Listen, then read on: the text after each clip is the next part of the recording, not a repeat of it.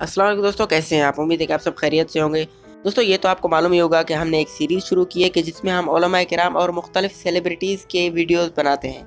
यानी हम उन पर बायोग्राफीज़ और हिस्ट्री वीडियोज़ बनाते हैं। हम इससे पहले भी बहुत से उलमाए किराम पर वीडियो बना चुके हैं और आज हम जिस सेलिब्रिटी के मुतालिक बात करने वाले हैं वो है मौलाना तारिक जमील साहब। दोस्तों, आप मौलाना तारिक जमील को आलमी सतह पर मशहूर मजहबी स्कॉलर और मुबल्लिग के तौर पर जानते होंगे, लेकिन अगर इनके पीछे बैकग्राउंड की बात की जाए तो इनके बैकग्राउंड का जानकर आप यकीनन हैरान रह जाएंगे। और आगे चलकर मौलाना तारिक जमील के मुतालिक मुझे आपकी राय भी चाहिए होगी, तो इसीलिए बिलखुसूस आज की वीडियो को आखिर तक ज़रूर देखना। दोस्तों, मौलाना तारिक जमील 1 अक्टूबर 1953 को मियाँ चनू खानीवाल में पैदा हुए। इनका घराना पढ़ा लिखा घराना था, इसी वजह से इन पर भी तालीम का जोर दिया गया। मौलाना ने स्कूल की तालीम हासिल की और फिर प्री मेडिकल के शोबे में हायर सेकेंडरी स्कूल की तालीम हासिल की। उन्होंने ये तालीम लाहौर में एक मकामी गवर्नमेंट कॉलेज में हासिल की। फिर इसके बाद आप यूनिवर्सिटी में शिफ्ट हो गए। आपने दुनियावी तालीम बहुत हासिल कर ली थी। आपका MBBS करने का भी ज़हन था, मगर कुछ वजूहात की वजह से वो आप ना कर सके। जब आप लाहौर के कॉलेज में ज़ेर तालीम थे तो आपकी ज़िंदगी काफ़ी मॉडर्न बन गई थी। आप दुनिया की तरफ हद से ज़्यादा माइल थे और सिंगिंग आपका मशगला बन चुका था और सिंगिंग से आपको बहुत हद से ज़्यादा मोहब्बत थी। बज़ाहिर उनको देखकर यही लगता था कि इनकी सारी ज़िंदगी ऐसे ही गुजर जाएगी, मगर खुदा को कुछ और मंजूर था। वहाँ कॉलेज में एक लड़का था कि जो दीन की तरफ काफ़ी माइल था। मौलाना तारिक जमील भी उस लड़के के साथ उठते बैठते थे। उसी लड़के ने तारिक जमील साहब को दीनी तालीम हासिल करने पर काफ़ी उभारा। फिर मौलाना तारिक जमील ने अपनी दिलचस्पी रूहानी और दीनी तालीमात की तरफ मोड़ दी। फिर आपने अपना रुझान इस्लामी तालीम की तरफ बढ़ाया। आपने इस्लामी तालीम जामिया अरबिया से हासिल की, जो कि लाहौर के करीबी इलाके रायवंड में है। फिर इसके बाद आपकी ज़िंदगी तबलीगी जमात के मेंबरों के साथ गुजरने लगी और आपकी ज़िंदगी काफ़ी हद तक सुधरने लग गई।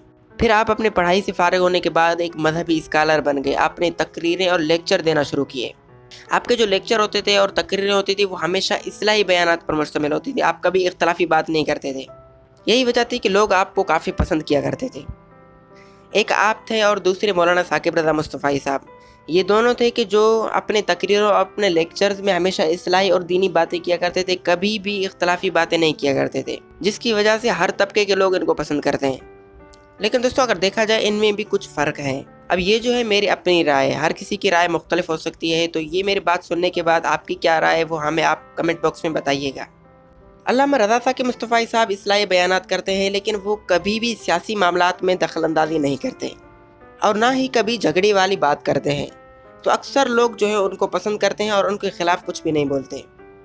लेकिन दोस्तों, अगर बात करें मौलाना तारिक जमील साहब की, वो अगरचे इस्लाही बयानात करते हैं और उन्हीं इस्लाही तकरीरों की वजह से लोग उनको पसंद भी करते थे, लेकिन बाद में इन्होंने सियासी मामलात में दखल अंदाजी करना शुरू कर दी। और जब से आपने सियासत के मामलात में दखल अंदाजी शुरू कर दी, आपकी फ़ैन फॉलोइंग बहुत ही कम हो गई। बहुत से लोग आपको अगरचे पसंद करते हैं, लेकिन बहुत से लोग आपको बुरा भला कहने शुरू हो गए, क्योंकि अगर देखा जाए सियासत आजकल एक गाली बन चुकी है। इसी तरह दरमियान में आपके कई पिक्स लड़कियों वगैरह के साथ वायरल हुई कि जिन्होंने आपकी इज्जत को काफ़ी मजरू कर दिया और इसी वजह से भी काफ़ी लोग आपके मुखालिफ हो गए। लेकिन आज भी एक तादाद है जो मौलाना तारिक जमील को लाइक करती है और उनको सुनती है। लेकिन अगर मौलाना तारिक जमील इन तमाम मामलात से दूर हो जाएं कि जिनमें कंट्रोवर्सी होती है, इन तमाम मामलात से वो हट जाएं, तो इनकी जो पहले वाली फ़ैन फॉलोइंग थी वो दोबारा बहाल भी हो सकती है। तो दोस्तों, आप इसके मुतालिक क्या अपनी राय रखते हैं? हमें अपनी राय से ज़रूर आगाह कीजिएगा। ये थी मुख्तसर सी वीडियो मौलाना तारिक जमील साहब की ज़िंदगी पर। उम्मीद है कि वीडियो आपको पसंद आई होगी। आज के लिए सिर्फ इतना ही। हमें इजाज़त दीजिए। अल्लाह हाफ़िज़।